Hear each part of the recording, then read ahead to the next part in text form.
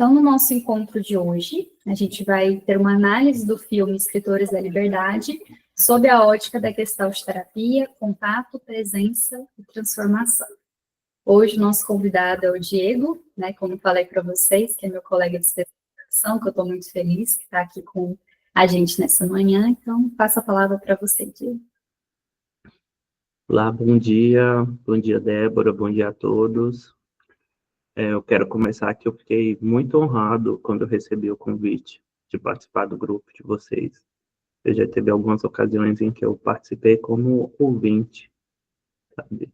Eu acho que esse encontro é extremamente gostoso, didático e de fácil entendimento para todas as pessoas que estão, seja, começando a entrar nos conceitos da Gestalt terapia, como aqueles que já têm um tempo também que estudam.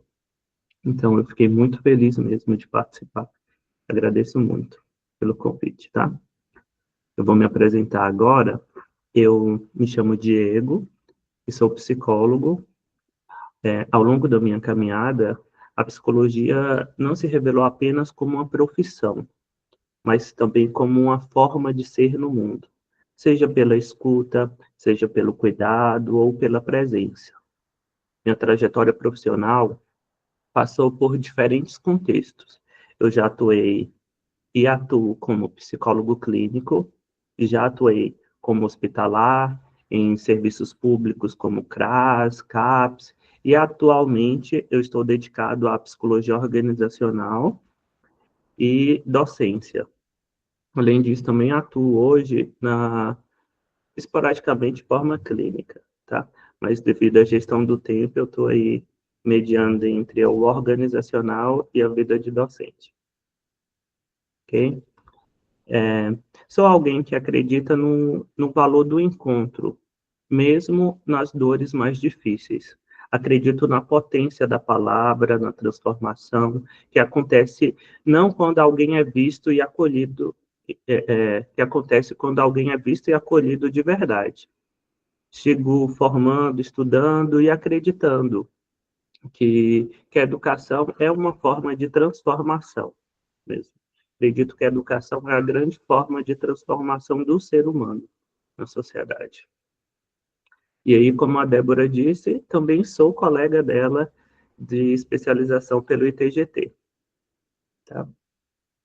Não compartilhei minha rede social no slide, mas no final compartilho com vocês todas as minhas redes. Qualquer dúvida que vocês tiverem, pode perguntar a todo momento, tá? Pode mandar no chat, como a Débora disse, qualquer dúvida, qualquer vivência que vocês tenham, qualquer opinião a respeito do filme, sabe, que possa colaborar, pode contribuir, que a gente está aqui todo momento escutando e vendo vocês. Tá? Então, podemos começar. E já começamos, inclusive, né? Hoje eu vou fazer a análise do filme Escritores da Liberdade sobre a visão da Gestalt terapia, usando alguns conceitos fundamentais, como contato, presença e transformação. Analisar o filme Escritores da Liberdade é uma proposta profunda e muito rica. Dá para se ter várias interpretações a respeito do filme. E o filme, por si só, pode ser aplicado em diferentes contextos, não necessariamente voltado para escola, para educação, mas no contexto clínico pode ser usado, no contexto educacional pode ser usado, porque ele trabalha vários conteúdos a respeito de dilemas que são atuais na nossa sociedade, seja de racismo, seja de bullying, seja de diversidade cultural, e inclusão, escuta. Eu acho muito importante todos assistirem e terem essa análise, tá? Existem inúmeras situações no filme que oferecem contato autêntico, awareness, escuta empática e transformação pela presença. Vocês vão perceber que no filme, um dos pontos principais para todo o enredo é a presença. É a presença. A presença é fundamental para se desenvolver um contato genuíno e proporcionar transformação na vida do outro. Tá? Eu acho que isso se aplica tanto no filme, quanto nas nossas atividades diárias, quanto também na nossa atuação como psicólogo, seja ele clínico, seja docente, seja organizacional ou afins. Tá? Pode pular o slide. Pode. Tá? Qualquer dúvida, como eu disse, pode perguntar, tá? Eu gosto de participação. Quais que são os objetivos da aula de hoje? Um dos objetivos que eu pontuei aqui é analisar o filme sobre os aspectos, com base nos aspectos da Gestalt terapia. Compreender o papel do contato autêntico e da awareness na transformação subjetiva e refletir sobre o lugar do terapeuta ou facilitador no campo relacional. Além disso, eu venho estimular a escutativa, a empatia e o vínculo grupal como experiências vividas. Então, e vocês vão ver que durante a aula eu sempre vou falar sobre a presença. Eu acho que é uma coisa que eu tenho aprendido muito na especialização, é que a presença precede a existência. Então, até para a gente existir, a gente tem que estar presente de alguma forma, né? Presença precede a existência. E a gente precisa estar presente por completo para viver esse momento de forma integrada. Acho muito importante. Pode seguir os slides, Débora.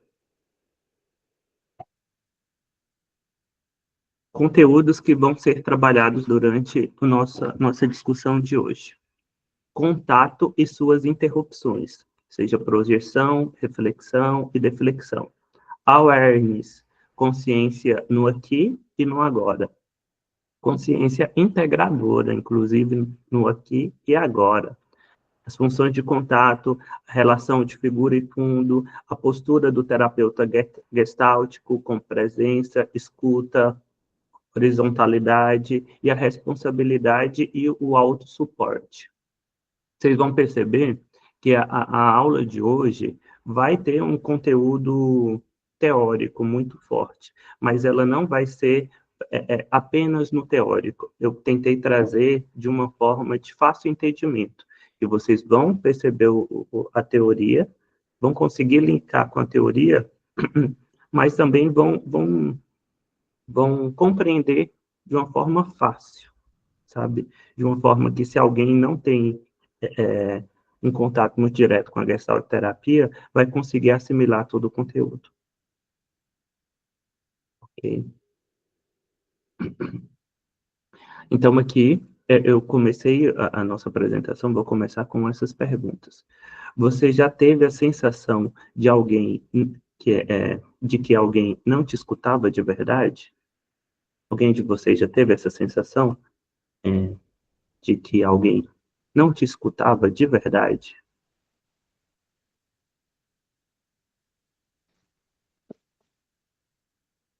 Deixa um minuto para vocês refletirem sobre isso. Você teve a sensação de que alguém não te escutava de verdade, na sua essência? A Manu contou no chat aí que sim, sim, sempre. Vamos para a próxima slide. A gente vai seguir. E outra pergunta que eu faço para vocês. Quando você foi realmente escutado, o que mudou? Teve alguém que compartilhou com a gente as experiências, que já teve essa situação que não sentiu que foi escutado de verdade. Mas quando você foi escutado, o que mudou? Mudou algo?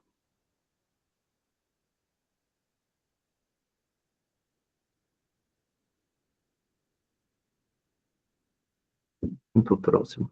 E o pessoal está refletindo.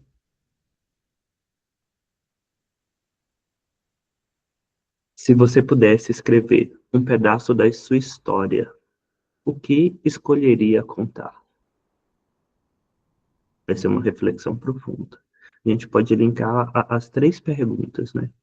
Se você já se sentiu escutado por alguém, se você foi escutado, mudou alguma coisa, e se você tivesse a oportunidade de escrever um pedaço da sua história, o que você gostaria de contar? O que você escolheria contar?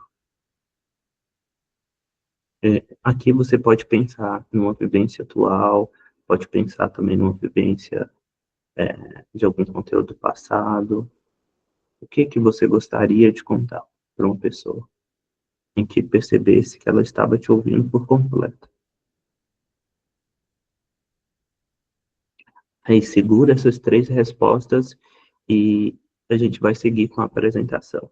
E no final a gente retoma elas, tá? Você levanta a mão, Débora, quer falar alguma coisa? Fiquei pensando nas 2 primeiras perguntas, né? Fiquei pensando mais na parte clínica, tanto de eu já ter tido a experiência, por exemplo, de pacientes falar para mim, tipo, nossa, parece que aqui é o único espaço que eu sou escutada. Então, como se no dia a dia, no cotidiano, com as pessoas ao redor, ela não sentia que ela tinha esse espaço, mas a terapia era um espaço de escuta. E aí, depois de pensar na paciente, eu pensei em mim, enquanto paciente. Pensando, por exemplo, nos psicólogos que eu já fui paciente. E que nem sempre, mesmo o espaço da terapia, nem sempre é um espaço de escuta. Pensar que, por exemplo, eu já passei por mais de um profissional. E ainda assim, tem profissionais que às vezes não escutam a gente. Então, eu fiquei pensando como é complexa essa questão. Não é realmente todo mundo que escuta. Mesmo um espaço que é para ser de escuta, nem sempre as pessoas têm essa abertura realmente. E de como isso é transformador para a vida da gente, né? Se sentir escutado de verdade. Isso é muito importante. Muito importante. Muito obrigado por compartilhar sua vivência para mim. Mas é isso mesmo que você mencionou, assim. O setting terapêutico, o contexto terapêutico, acredita-se, eu acredito, que deve ser um ambiente de acolhimento, de acolher, acolhedor, acolher a dor do outro.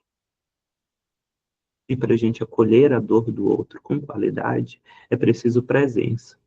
É preciso o terapeuta estar lá por completo, para proporcionar que o nosso cliente, o nosso paciente também esteja por completo, né?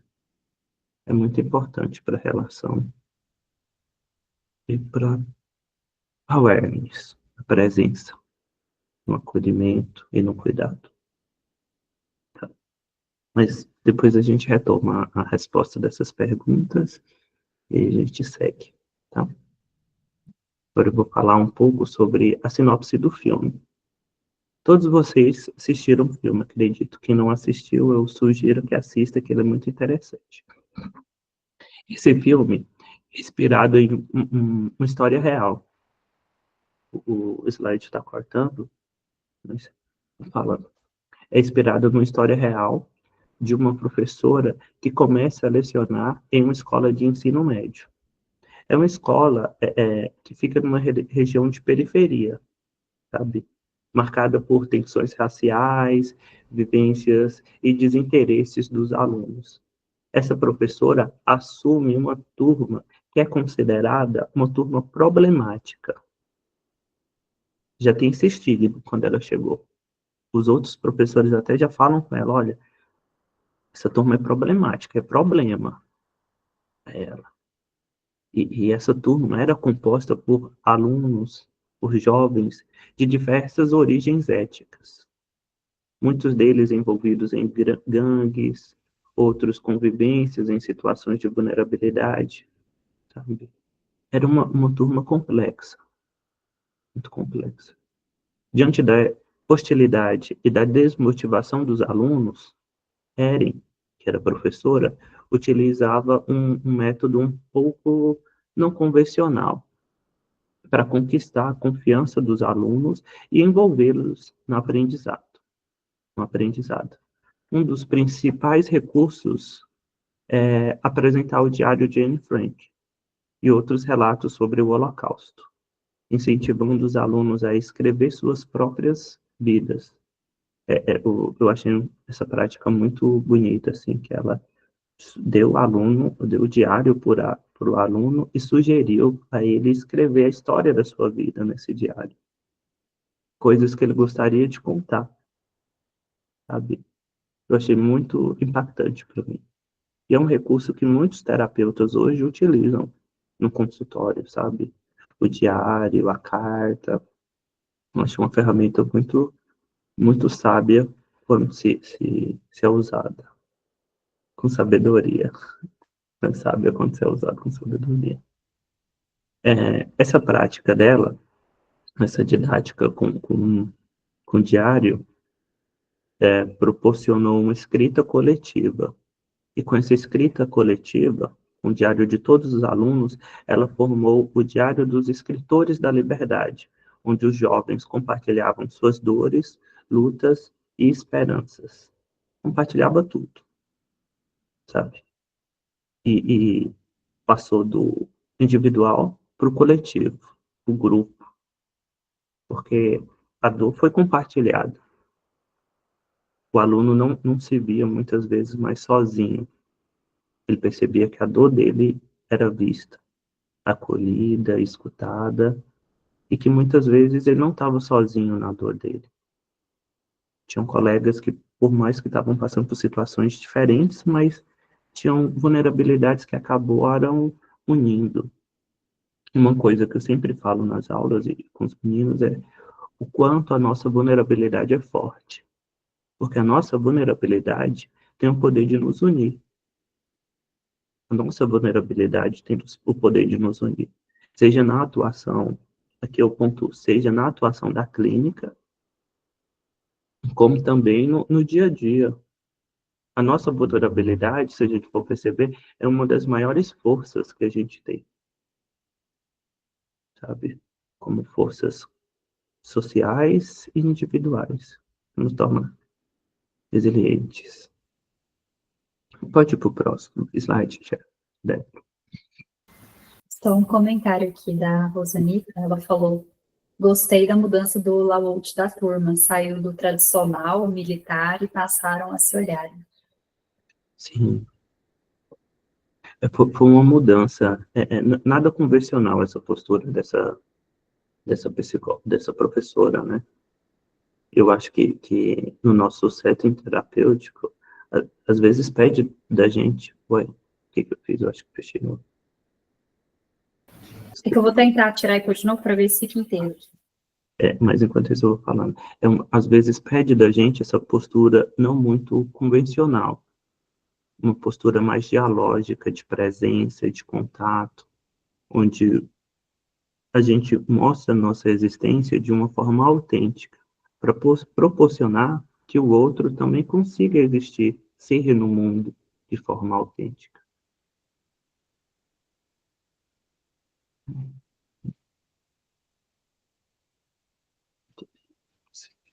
Depois eu vou botar um jeito. Acho que não deu certo, acabou cortando. Não deu certo, mas vamos seguir, tá ótimo. Depois você compartilha os slides com ele. Nesse primeiro momento, a gente já vai entrar num conceito que é a professora como facilitadora do campo.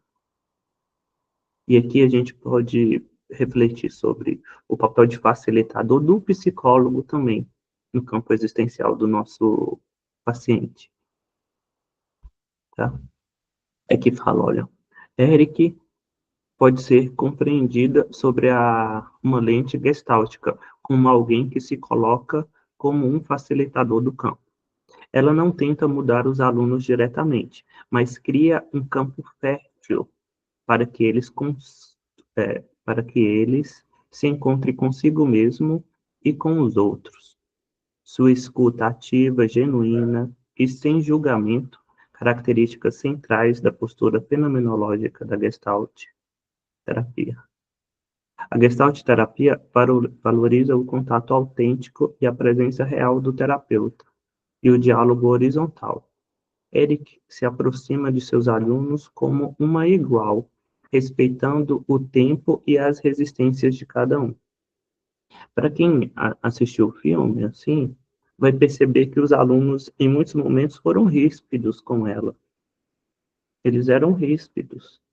Eram uns alunos que não permitiam que a Erin entrasse em contato com eles. Às vezes não permitia que ela participasse até do grupo, sabe? Era uma turma resistente. Mas algumas coisas facilitaram para isso, sim, para que essa postura mudasse, foi que ela foi facilitadora. Ela em nenhum momento chegou numa postura hierárquica, sabe, de dona do conhecimento, sabe, de superior a eles, e de que sabia de tudo. Ela não se colocou a nenhum momento como dona do conhecimento, dona e proprietária do conhecimento, dona e proprietária da razão. Muito pelo contrário, ela se pôs em um momento em que ela queria escutar o outro. Ela escutava genuinamente a vivência do outro. E não era qualquer escuta, era uma escuta sem julgamento. Era uma escuta com presença. Tem uma cena do filme que chamou muito minha atenção, quando se fala de ser facilitador, seja na clínica, ou na sala de aula, que é essa, que eu até compartilhei, olha. Ela estava conversando sobre uma música. Nessa parte ela está falando sobre uma música que ela começou a cantar como forma de pertencer ao grupo. Tá? E aí ele falou, pare de agir como se entendesse o nosso problema. E o que que ela responde? Por que não me explica? Por que não me explica? Então me explica. O que ela pediu foi, não, eu não sei do seu problema. Não sei como está o seu problema. Me explica, por favor. Eu quero te escutar. É diferente de uma pessoa assim que fala, eu sei do que vocês estão passando. Já fui professora de várias turmas. Entendo isso. Eu entendo isso. É uma questão complexa, né? Eu entendo. Você falar para outro, eu entendo o que você está passando. Será que você entende como ele está passando? Como ele está vivenciando? Às vezes a postura que nós temos que ter é essa, é uma postura de escuta ativa, de entender que cada vivência é única, cada experiência é única, e a gente tem que se colocar a escutar a experiência subjetiva do outro. Porque por mais que as vivências sejam similares, nada é igual. Nada é igual. E na terapia, na clínica, a gente tem que agir dessa forma, assim, de como é Tchau. importante, tchau, a gente colocar nessa postura de escuta ativa, sem julgamentos, tá? Não se colocar presentes e dispostos a escutar de fato a pessoa e o que ela tem a ouvir, Eu queria ver aqueles. ok? Tem algum outro comentário a respeito desse? Tudo bem? Então a gente vai seguir. A Rosanita comentou aqui no chat. Ela colocou assim, ela não pertencia ao grupo. A análise do campo fez ela provocar mudança nela para sentir e entender a realidade do outro. Isso mesmo. Ela não fazia parte daquele campo existencial. E aí teve aquele choque quando ela chegou, né? Ela fez análise, ela reorganizou o seu campo existencial para se incluir o outro campo. De uma forma muito autêntica, né? Genuína. Quando a gente fala da psicologia como facilitadora, eu penso assim que o poder do psicólogo não é mudar o outro.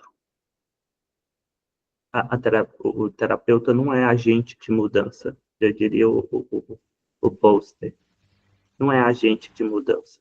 Não é para isso que serve a terapia, para sermos agentes de mudança, mas para oferecer um espaço suficientemente seguro para que a pessoa transforme a si mesma. O que a gente age é justamente isso, como facilitador. A gente oferece um espaço seguro, acolhedor, uma escuta que ele não tem em nenhum outro lugar, para que ele se conecte e transforme sua vida. Mas o objetivo não é esse, de transformar, é facilitar a transformação. E quem transforma é o sujeito, é o cliente, é o paciente. Então, Temos que ficar atento a isso. Essa postura de, fulano precisa mudar isso, fulano precisa. Será que fulano precisa? Eu preciso escutar fulano. E a partir da escuta que eu tenho com o meu paciente, a partir do momento que o paciente também começa a se escutar, se ouvir, ele que vai fazer as escolhas dele. A gente facilita o processo.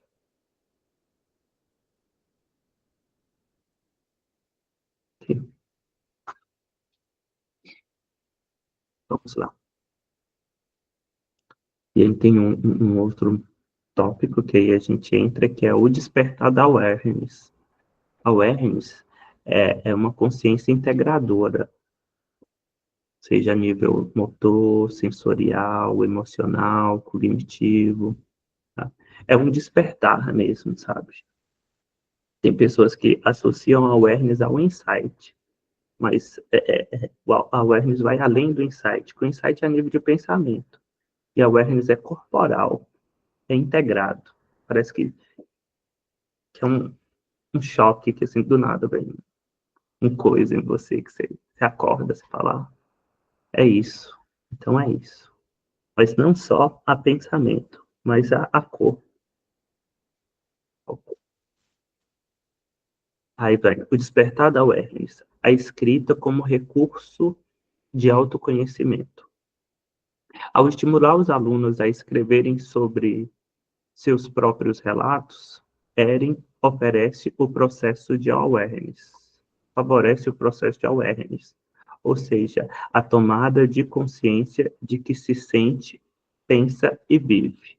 Olha aqui, awareness vem como uma tomada de consciência de que se sente, do que eu estou sentindo, do que eu penso e do que eu vivo. Os relatos que os alunos se percebem identificam seus medos, dores e sonhos.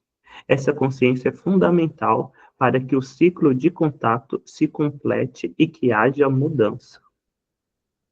Não existe mudança, não existe transformação sem a consciência de si mesmo, a consciência do seu campo, a consciência da sua história. Para se haver transformação, é preciso que haja isso, olha, essa tomada de consciência do que se sente, do que eu estou sentindo, do que eu estou pensando e do que eu estou vivendo. A gente integra tudo. Uma tomada de consciência integradora. E aí eu coloquei um exemplo. Quando um dos alunos relata ter perdido amigos para a violência das gangues e começa a escrever sobre isso, ele sai do automático e entra em um espaço de reflexão e contato interno. Isso é contato. E isso é o awareness. Era uma vivência que para ele era muito comum no contexto dele. E ele entrou naquele modo automático sobre a violência. E ela proporcionou isso. A professora proporcionou esse despertar da consciência. Quando ele passou a escrever no diário dele a vivência dele de ter perdido os amigos com a violência de gangues, ele começou a escutar a sua história, perceber a sua história, sentir a sua história, pensar sobre a sua história e sobre o que ele vive. Ele começou a olhar para si de uma forma autêntica, não só genérica, não só na correria automática, mas foi de uma forma consciente mesmo, pensar, sentir e viver. Pode falar, Débora. Eu não sei se você vai comentar em algum momento dessa cena, mas quando você estava falando assim desse despertar da awareness, além da escrita, né? Eu vejo que muito nas relações que eles foram estabelecendo foi despertando outras awareness nos alunos, né? Uma das cenas que eu me lembrei foi bem quando eles chamam aquela senhora, né, que acolheu a Anne Frank, E aí ele vai e fala, nossa, você é minha heroína. Aí ela fala, não, eu não sou uma heroína, né? E ela fala como que todos podem ser heróis, né, nas próprias histórias, nas próprias vivências, e como isso chegou para aquela aluna, a Eva, né? Então, acho que aquele momento foi um momento de awareness para ela, dela pensar, eu posso ser uma agente de transformação, eu posso agir diferente do que a minha gangue estabeleceu. Então, eu percebi isso também, que além da escrita também teve as relações, alguns momentos que eles estabeleceram que também teve esse despertar da awareness. Sim, com certeza. As relações proporcionaram também isso. A professora, por si só, ela era uma agente que proporcionou awareness. Ela proporcionou um contato, proporcionou uma escuta, sabe? Onde permitia que a pessoa sentia, pensasse sobre o que ela vive. Essa cena foi muito importante. A cena que eu coloquei aqui nesse slide foi essa, olha. Todos têm uma história, e é importante que contem a sua, mesmo que para si mesmo. É importante que a gente conte a nossa história, mesmo que seja para a gente. Às vezes a gente precisa escutar a nossa história. Acho que constantemente, que é uma forma que até nos fortalece, é escutar a nossa história. Escutar sobre nossa história. E no contexto, no setting terapêutico, o que transforma é que o paciente não só escuta o terapeuta, mas ele se escuta também. É um ambiente de escuta ativa do terapeuta, e onde o paciente também começa a escutar a sua história, começa a se perceber, amplia a visão do que ele está vivendo, do que ele está sentindo, sai do automático, e isso é transformador.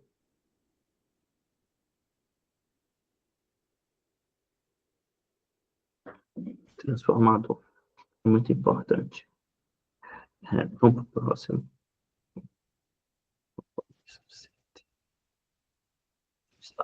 Agora a gente entra num tópico que era interrupções de contato.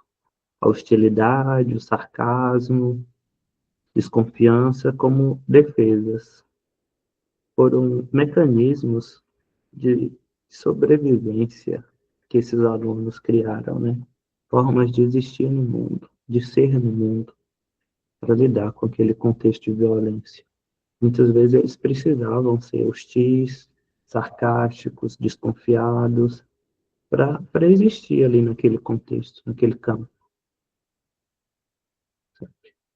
Vamos lá. Muitos alunos, no início, apresentavam bloqueios de contato. São hostis, evitavam olhar, resistem à escuta, riem com sarcasmo, isolam-se. Podemos compreender esses comportamentos como mecanismos neuróticos de interrupção de contato, como deflexão, retroflexão, projeção e introjeção. Todos esses comportamentos aí de sarcasmo, de desconfiança, estavam presentes no campo existencial deles, na formação do ser deles no mundo. E é isso que eu reforço com vocês. Às vezes, essa configuração era uma configuração saudável para eles.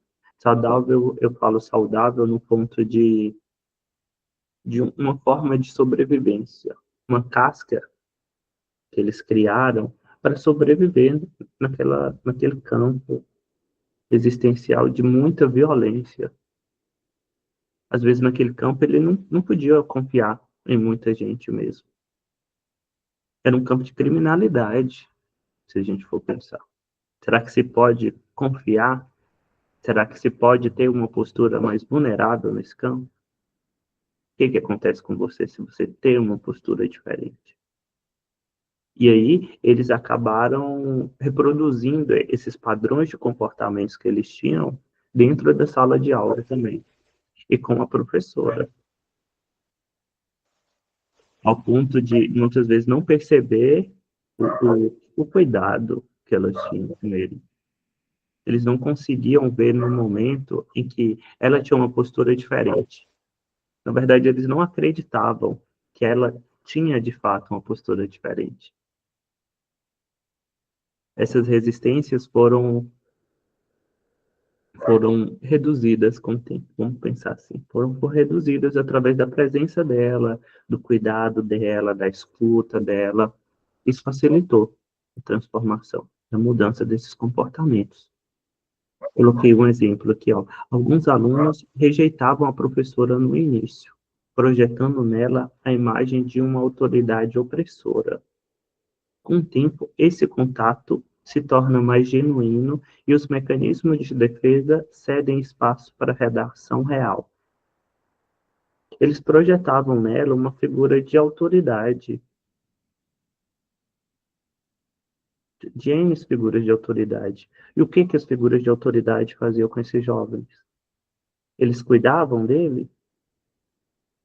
No filme, as figuras de autoridade cuidavam do jovem, colhiam a dor dele, e eles eram muitas vezes negligenciados na sua dor.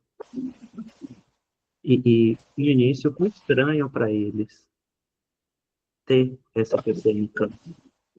Foi estranho mesmo ter essa pessoa no campo, porque era diferente. Era alguém com uma postura diferente,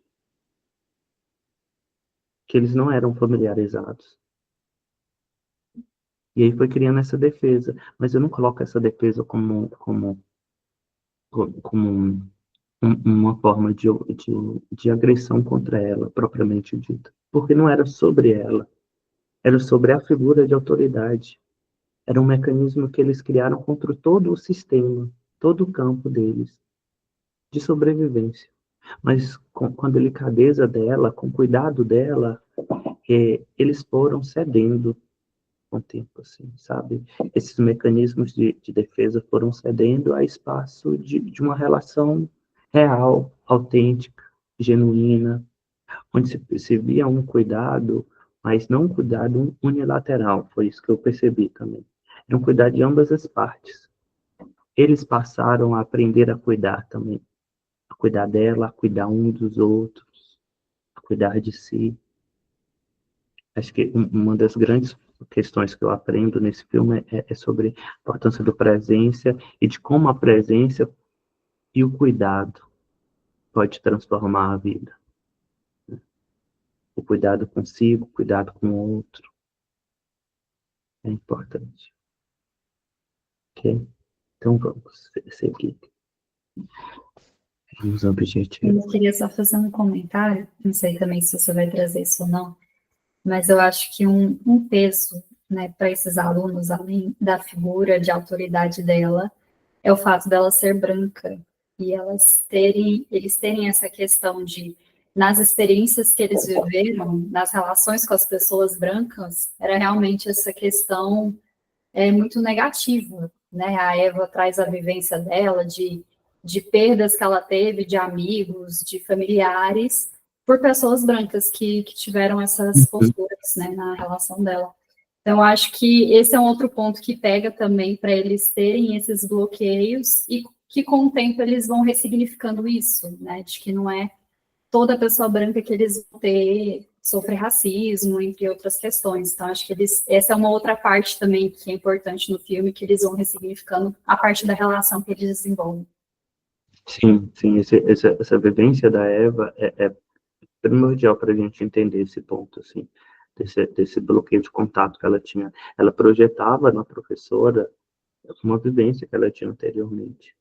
E entra naquele conteúdo que a gente até discutiu. Foi necessário ela olhar para si, sentir o que ela sentia, a raiva de pessoas brancas. Porque faz sentido toda a raiva que ela sente.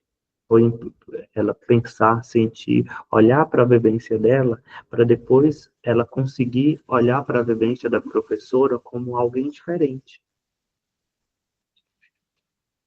Foi importante isso. A Rosenita comentou aqui também no chat Falou assim, a professora trabalhou o interior da sala de aula e a parte exterior. Provocou a todos, diretora, professores e secretaria, acreditar no novo do outro, né? Acreditar no novo no outro. Acreditar no novo no outro. E isso é desafiador, né? Foi, eu percebo que no filme foi extremamente desafiador para ela. Isso acabou influenciando em outros campos da vida dela, assim, no campo relacional com o cônjuge dela. Isso teve impacto em diversas instâncias, com o pai. Isso mexeu com todo o campo dela, mas foi desafiador. A transformação nem sempre é fácil. Ser agente de mudança em um sistema que ele é automático, nem sempre é fácil. Que às vezes a gente vai precisar ser disruptivo e contra as regras. Que, no caso desses alunos lá, o que foi disruptivo dela? O comum era eles darem livros acabados para os alunos. Você lembra dos, vocês assistiram, vocês lembram os livros que os alunos tinham para ler? E ela teve que lutar e contra esse sistema, procurar livros novos, ferramentas novas para proporcionar o aprendizado e a transformação desses jovens. Então, o que eu digo é que ser agente de transformação nem sempre é fácil. Nem sempre seremos bem vistos, né, no meio do processo. Bom a gente ter consciência disso. Vamos lá. A transformação do campo. Da Rosanita. O que ela falou? A Rosanita falou alguma coisa. O que ela disse que eu não consigo abrir? Ela falou, ser agente de mudança exige abdicar de algo ou alguém para trazer a transformação. Perfeito. Muitas vezes é preciso abdicar de algo, de alguém. De valores, de princípios. Mudar. Às vezes a mudança acontece na gente também, com certeza. A transformação não é unilateral, só o outro que muda. A gente muda. Tenho absoluta certeza, e o filme mostra isso, né? O quanto a professora mudou. Ela era ela foi mudando constantemente durante todo o filme. Quando ela entrou na sala de aula pela primeira vez, com aquele colarzinho dela de pérola, ela entrou com postura, com vestimento, e com o tempo ela foi mudando também, com contato, em contato, ela foi mudando, foi se transformando. Então aí é onde eu digo, a transformação nem sempre vai acontecer só entre só o paciente que vai transformar, mudar, refletir. O terapeuta também vai, garanto. O terapeuta que está presente na sessão, ele muda também. Porque ele começa a refletir sobre o outro, sobre ele também, sobre tudo.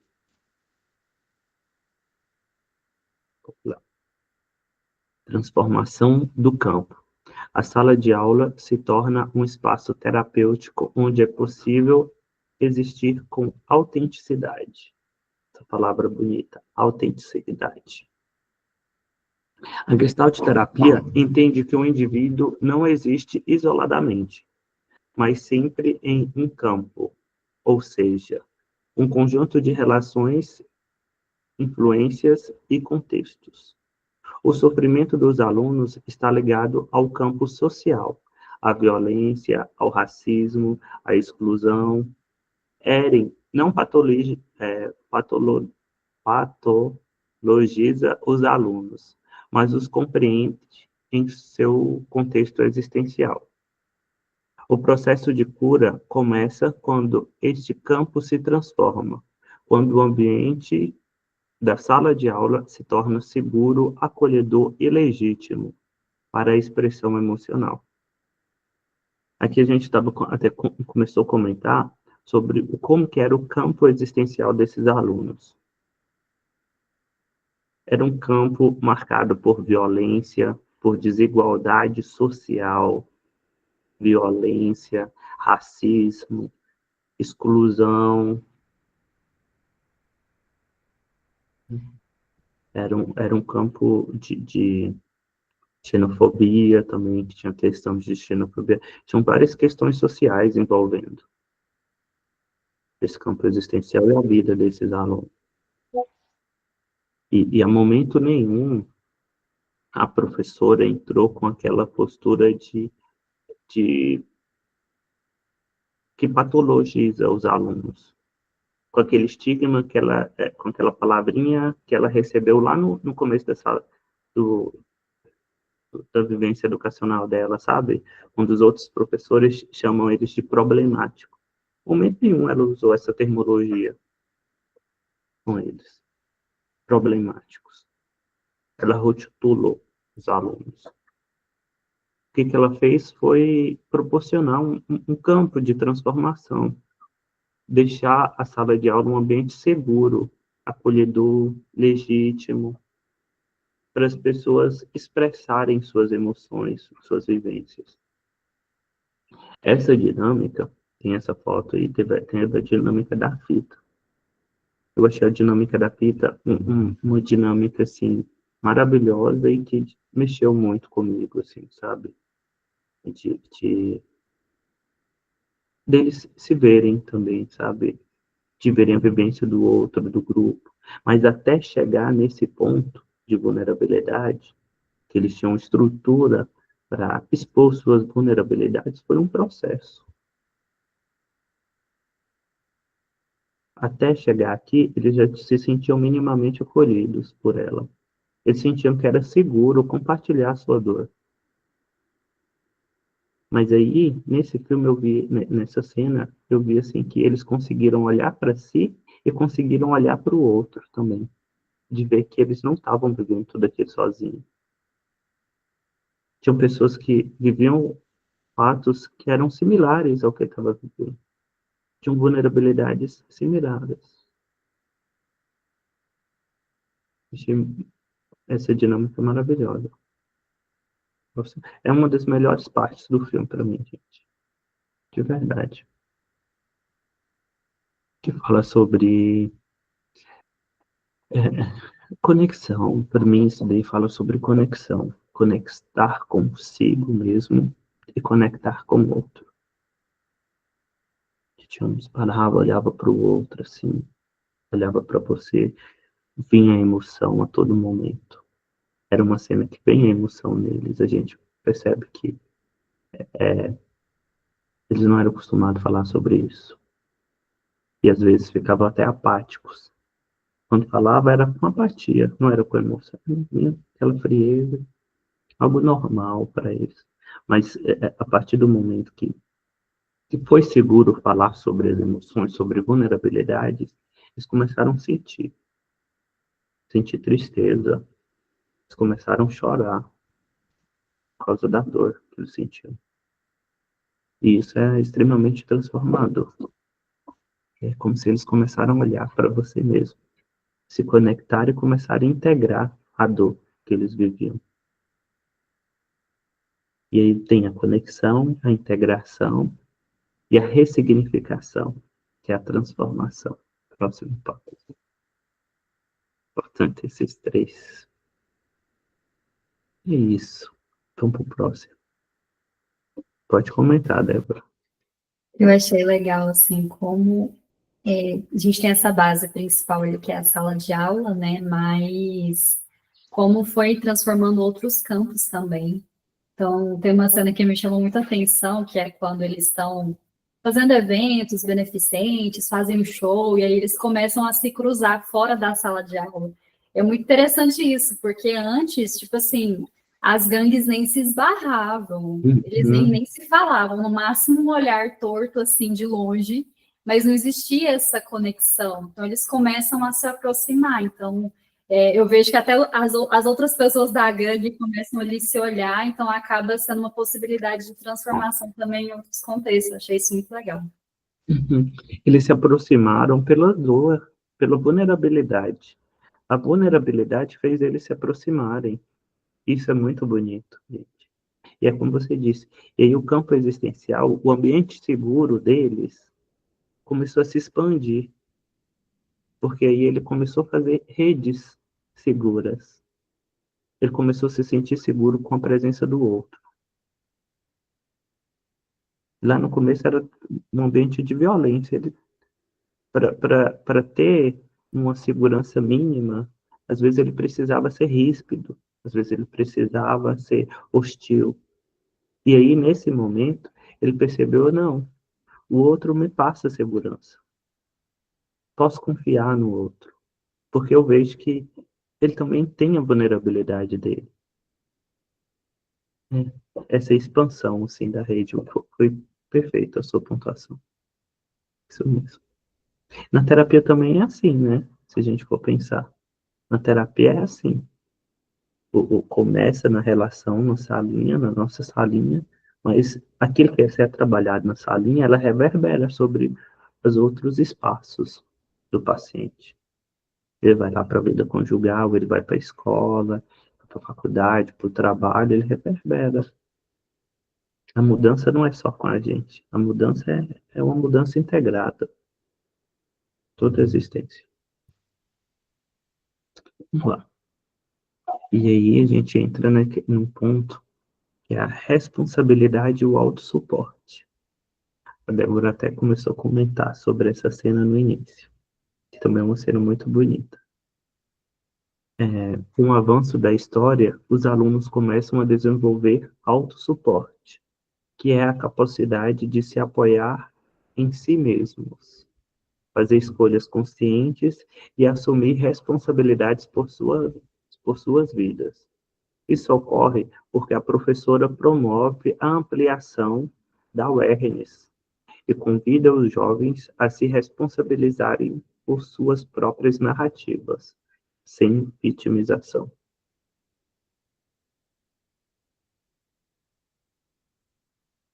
Isso, sem vitimização. Eles começam a olhar para si. Foi todo um processo que ele começou a olhar para você, para ele mesmo, e se responsabilizar. Não colocar a culpa apenas no sistema ou no outro. Ele foi perceber como tinha uma coparticipação dele também nessa história. Olhou para sua coparticipação e começou a se responsabilizar. A partir do momento que ele também tinha a coparticipação dele, ele começou a fazer escolha diferente.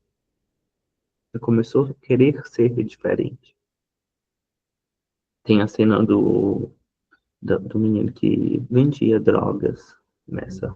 Eu remete muito a isso, sabe? De que ele começou a fazer escolhas diferentes. Ele teve um determinado momento que ele não quis vender droga porque ele queria ir para o museu, sabe? Ele começou a ver que ele tinha um poder de escolha no meio daquele sistema. E aí fazer a escolha era uma responsabilidade dele. O outro não podia fazer essa escolha por ele. E tinha uma consequência até se o outro fizer. A nossa vida é assim também. A gente tem que fazer as escolhas da nossa vida. A gente permitir que o outro faça a escolha também é uma escolha nossa. Mas a gente vai ter que arcar com as consequências, que também são nossas. Ou seja, de qualquer forma, é com a gente que está o poder. É o poder. E toda escolha tem uma consequência, né? A gente tem que ter sabedoria em fazer as nossas escolhas. O outro ponto que eu queria apontar era da questão do autossuporte. A professora era sempre como mediadora lá. E aí, com o tempo, eu fui percebendo que, entre o próprio grupo, eles foram se organizando como mediadores, como suporte para os demais, e depois como suporte para eles mesmos. Isso foi transformador. A Salma, desculpa, quer fazer algum comentário, Salma?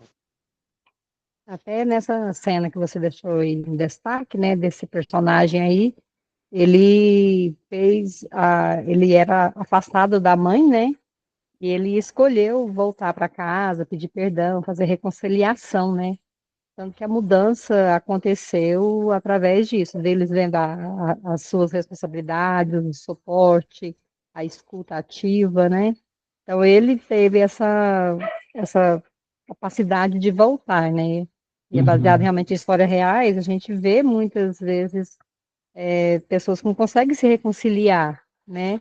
Mas tudo que foi feito em sala de aula refletiu na vida de todos eles como uma rede, como tem sido falado, né? uhum, Magnífico. isso mesmo.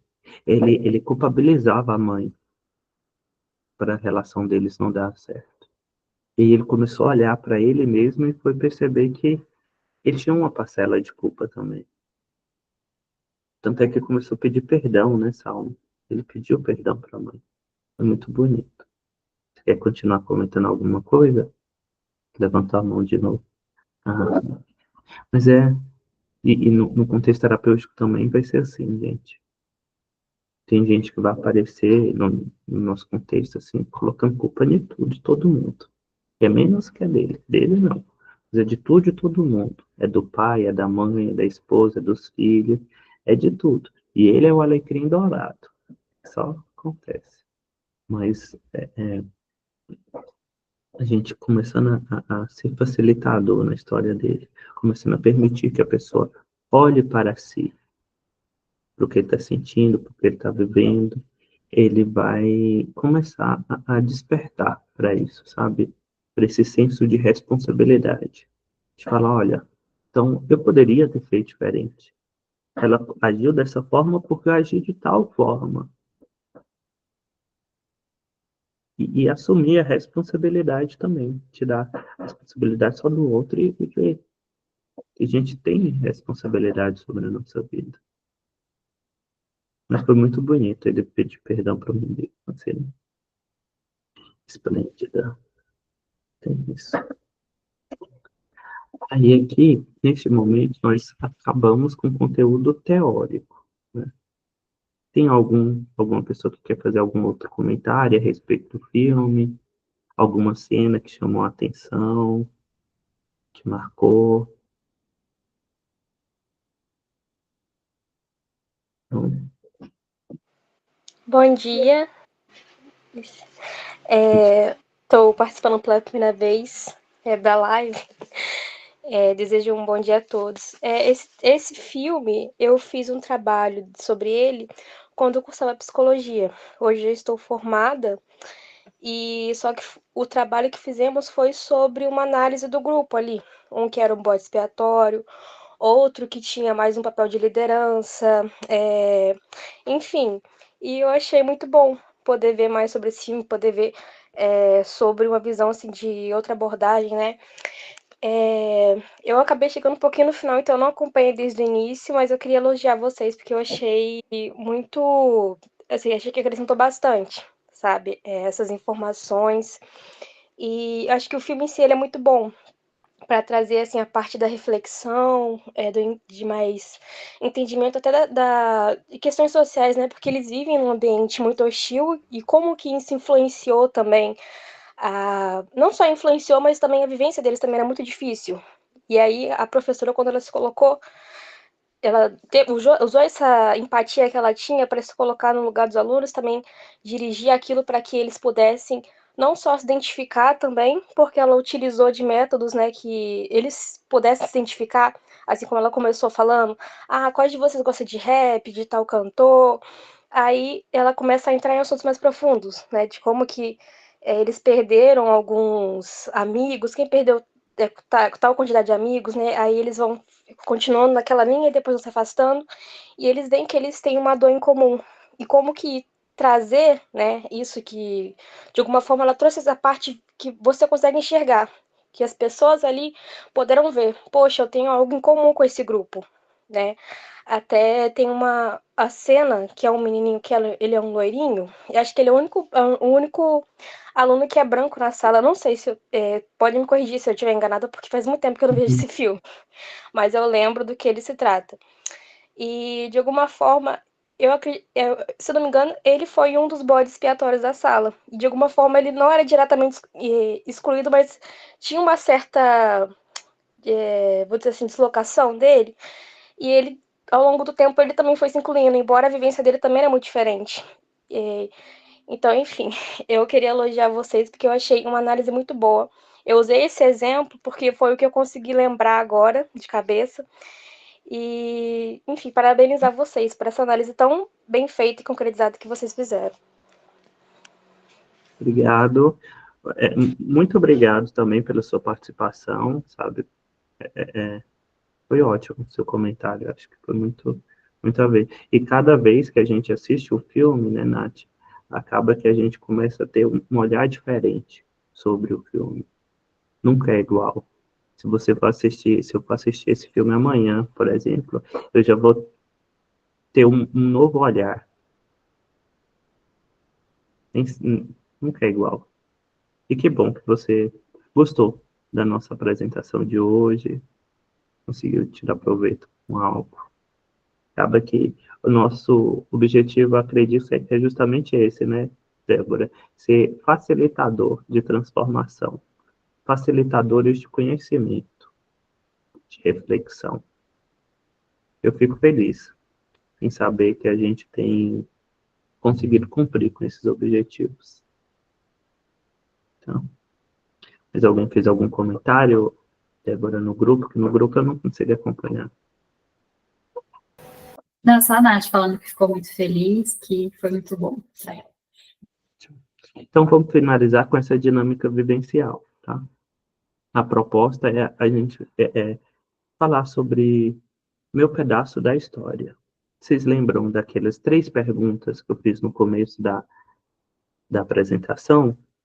Você já teve a sensação de que ninguém te escutava de verdade? Você já foi escutado? O que mudou? E se você pudesse escrever um pedaço da sua história, o que você contaria? Com base nessas 3 perguntas, a gente vai escrever um pequeno trecho autobiográfico. Um momento em que se sentiram escutados ou invisibilizados, ou não escutados. Só um pequeno texto, não precisa ser um texto profundo. Se você quiser fazer um texto profundo também pode, mas é um momento de escuta mesmo, sabe? De compartilhar um pouco da sua vivência com a gente, de vocês se sentirem escutados, vistos, presentes. E se vocês quiserem fazer, esse é o momento. Escrever um pequeno trecho, tá? Eu e a Débora vamos estar aqui para escutar. Vamos dar uns 2 minutinhos, Débora? Pode ser. Dá uns 2 minutinhos para o pessoal pensar e escrever quem quiser compartilhar. Sim, escrever, quiser compartilhar. E aí, depois de escrever, vocês podem compartilhar no chat. A gente vai ouvir vocês com a nossa atenção plena, sem interpretar, sem corrigir ou consolar. Só escutar, estar presente.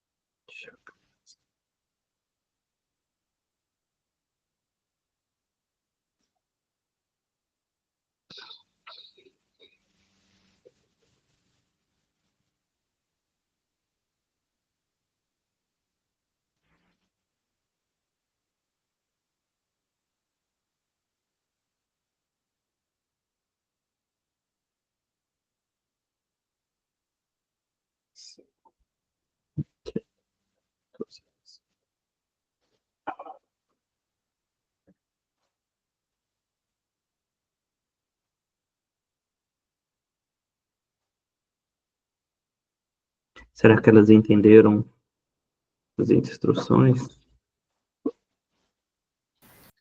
Dá um joinha aí, algum sinal, só para a gente saber se vocês entenderam a dinâmica aqui que o Diego propôs.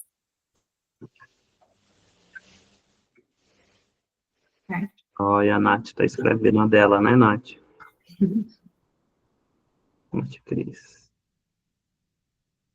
Malu também. Ótimo. E a gente vai dar um tempo de vocês escreverem história ou convivência. Pode ser relacionada com atuação na clínica, né, como terapeuta. Pode ser relacionado também a algo pessoal que vocês estão passando, algo que já passou. Só algo que vocês sintam que vocês queiram compartilhar com a gente.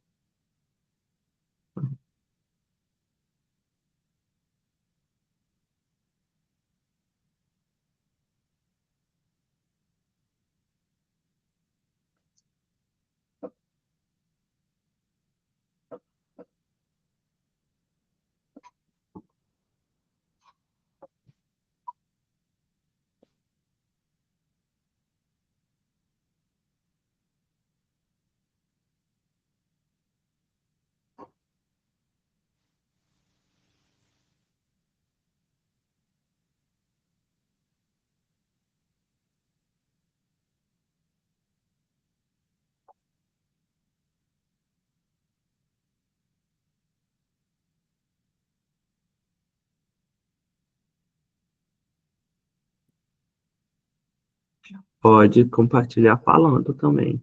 Se você quiser, pequeno trecho da sua vida, pode ser. Novamente eu aqui participando. Eu fiz faculdade de psicologia, né, durante a formação, que é o tempo médio de 5 anos, e eu comecei a faculdade consideravelmente nova, aos 17 anos. E hoje em dia estou com 22, já formado.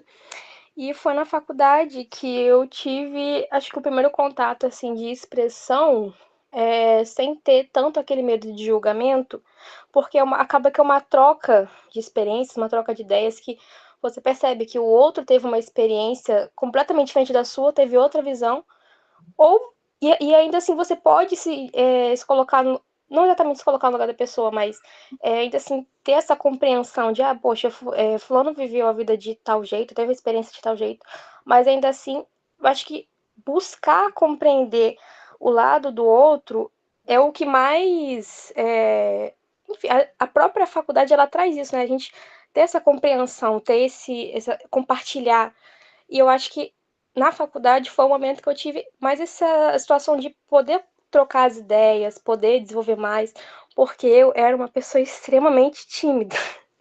Não sei se isso transparece, que eu já cheguei a abrir no microfone, porque eu fiz faculdade durante um pequeno tempo que foi online, porque teve um período na quarentena. Então, assim, isso prejudicou um pouco o contato pessoal, né, que foi contato presencial, mas para mim acabou sendo um pouco bom, porque eu tive também aula online, tanto no Google Meet, né? E aí eu era extremamente tímida, extremamente fechada presencialmente, mas na sala de aula online eu falava muito, o que foi muito interessante para mim, porque eu não conhecia esse meu lado, eu tinha muita vergonha de falar no presencial, mas no online eu consegui me expressar melhor. Então, assim, até essa.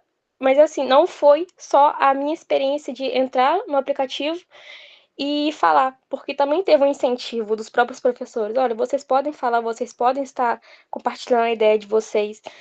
Então, eu acho que acaba que uma mediação, ela faz muita diferença. Um incentivo, um apoio.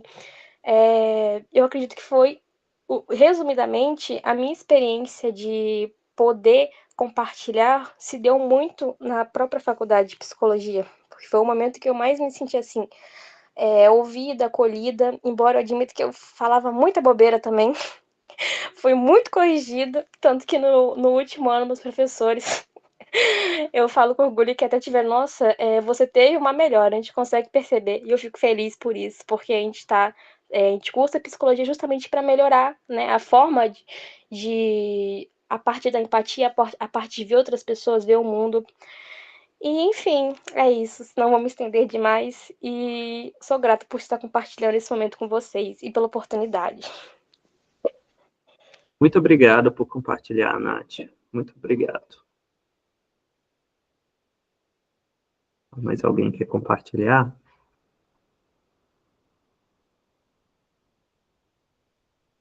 Não?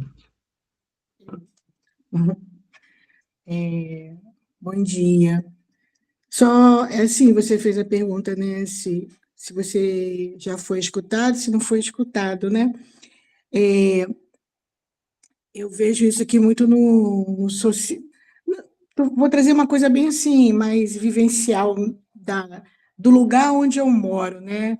Quando um vizinho vem para falar e você escuta, e quando você fala, ele não escuta. Eu percebo que as pessoas elas querem falar, né? Mas elas não têm assim entre o social, ouvir o outro, há uma pressa, uma ansiedade de passar a informação e, ao voltar essa informação para ela refletir, para ela né, absorver, e não há. Eu vejo, é o que eu vejo, né?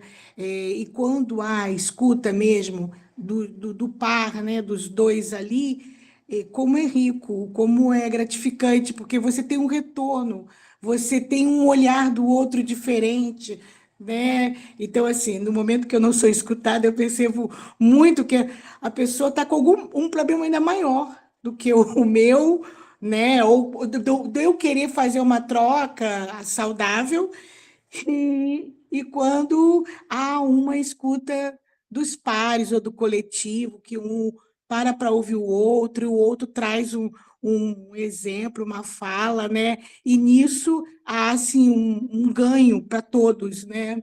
Então, aí eu vejo a transformação. Mas é muito ruim quando não escuta, você fica até desgastado. Assim, no meu caso, eu me sinto assim, poxa, eu tinha tanta coisa para falar, mas parece que as palavras foram para o chão, sabe? Sabe que cai, você sai da boca e cai para o chão, né? E a pessoa não consegue, então é difícil. Assim, é a minha experiência no social, tá? É isso.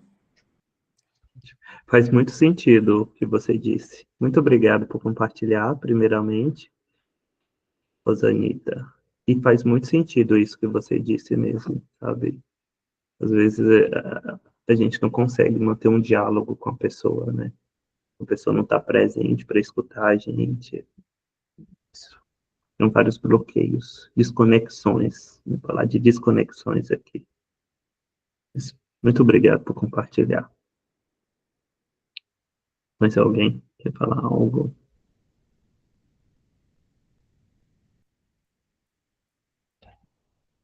Também aproveitar para agradecer, né? Foi bom, foi muito gostoso ouvir a explicação e o que você trouxe, né? Eu gostei do filme, já tinha assistido uma vez sem associar a psicologia, mas hoje, assim, detalhadamente, o que você trouxe, muitas coisas. Como que é enriquecedor, né? Quando a gente faz uma troca de vai e vem. Isso mesmo. É transformador, enriquecedor. Muito bom, muito bom. Então vamos seguir, Débora. Muito obrigado. A gente vai tá finalizando o nosso encontro agora, tá?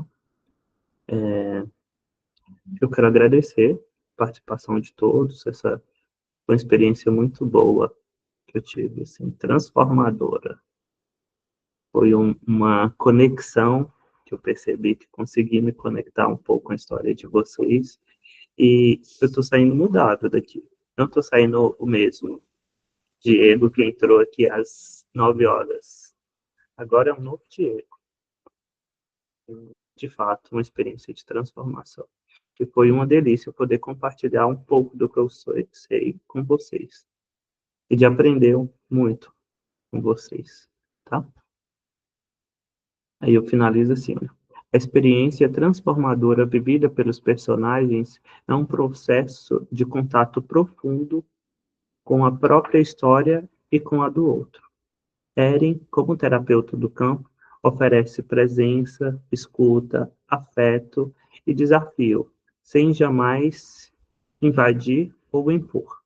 O filme evidencia como o contato autêntico, base da abordagem dialógica e a abordagem gestáltica, pode promover transformações profundas e libertadoras.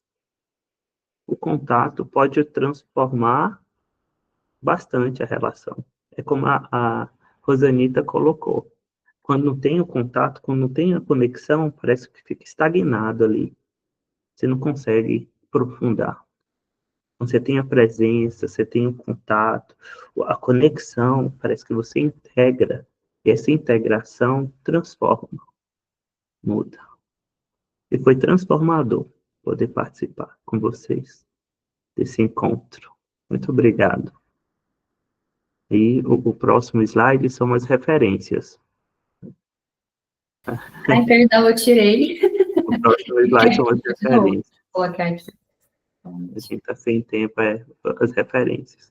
E foram 3 livros que eu sempre menciono quando a gente vai falar sobre Gestalt terapia, que é esses 3. Gestalt terapia integrada, terapia e o ciclo do contato do Jorge Ponciano. Eu utilizei os 3 livros para elaborar o conteúdo de hoje. Uhum.